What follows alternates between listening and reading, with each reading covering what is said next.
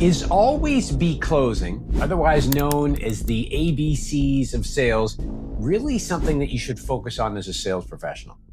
In this video, I'm going to explain why that should not be your primary focus and what you should be focused on instead. So let's get into it.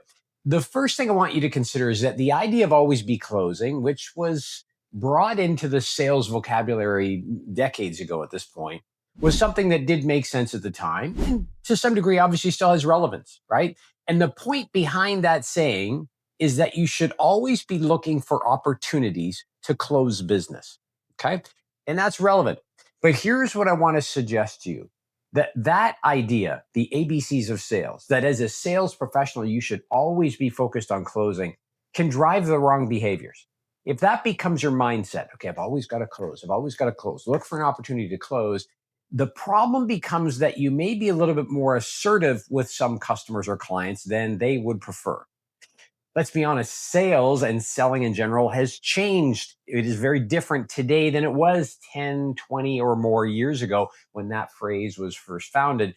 And ultimately, when it comes to today's sales process, a lot of your prospects, potential customers, and clients do a lot of research online, something they could not do back when this phrase really came into existence, right? Their research was done person to person. If they wanted to figure out how to buy something or what options were in the market, they would contact a salesperson they knew to say, hey, tell me more about this thing you have.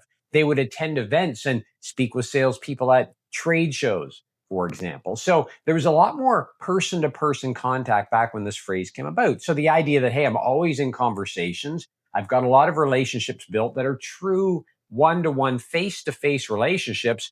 I can maybe focus a bit more on closing. But today, again, it's different. Today, as you know, prospects spend around 45% or more of their time researching the buy before they actually make the buy. And they engage with us as sales professionals at one of three stages.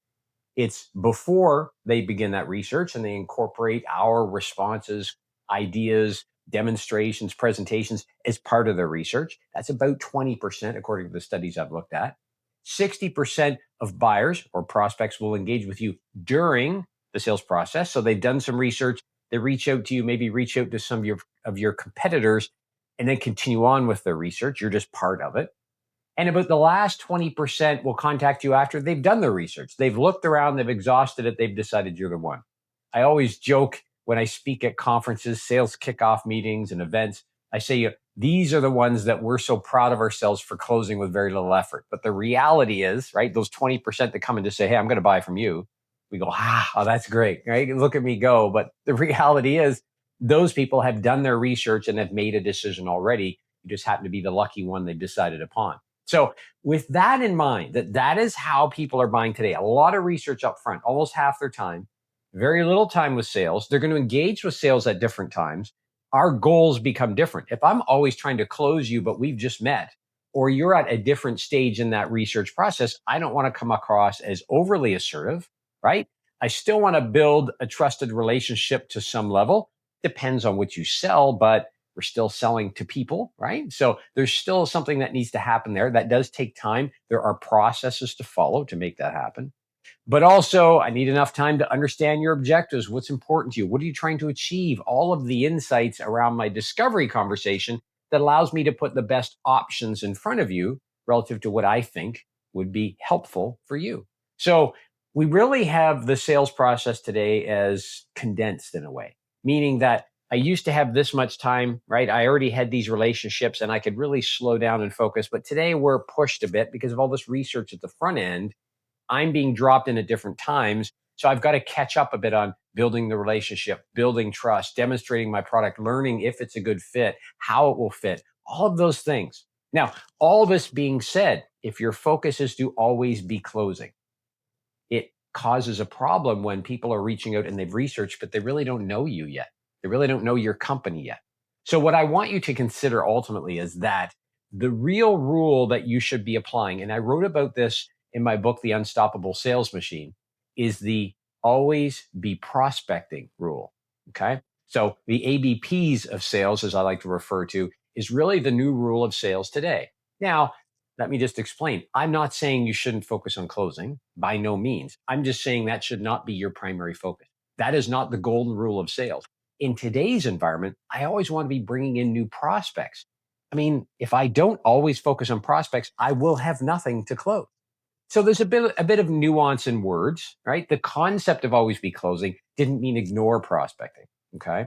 But what I want to suggest to you is in today's environment, you're better off for you as a sales professional to have a lot of opportunities in front of you because you're always prospecting that you can focus on closing, then always be focused on closing, but not putting as much effort or focus on finding the next opportunity. You see, I would rather have a whole pile of prospects in front of me that could buy for me because then I've got more control over the sale. Meaning, if I can't close everybody, I can select who I work with. I can be more firm on my pricing. All of these are the outcomes of having more prospects. So, just to clarify, I'm not saying you shouldn't close. It's a very key skill. And of course, it's changed relative to how our buyers make decisions today. But what I do want to suggest is that the old rule that you may have read somewhere or you see still in some sales training programs today that are a bit outdated, to always be closing is not really what you want to do. It is not suggest the right kind of relationship that you want to be building with your prospects. I mean, in some cases, it could even get you into trouble if you're trying to close somebody that doesn't know you yet, because you might be a little bit more assertive, right? We've got to focus on building of the relationship first. And that building of relationship comes with prospecting. My latest book that you'll see behind me in the green here, The Unstoppable Sales Prospecting System, actually speaks to exactly how to do that. It takes you through all the different steps, regardless of whether you're selling a product or a service, regardless of where you live, regardless of where your prospects are. It is really designed to help you build that always be prospecting. In other words, the A.B.Ps of sales. So I just wanted to share this video with you to maybe dispel not a myth. It's not a myth. And as I mentioned, it's a good point to make. Hey, we should be looking to close things, not just open them. But on the flip side, if that's really your mindset, I'd suggest you consider focusing on the A.B.Ps of sales. Don't really have the ring that A.B.Cs have, but A.B.Ps, I would say, is a better focus for you for all the reasons we've discussed in this video. If you've enjoyed this video, make sure you check out this next one here. And until next time, let's get out there and go sell something. We'll talk to you again soon. Take care.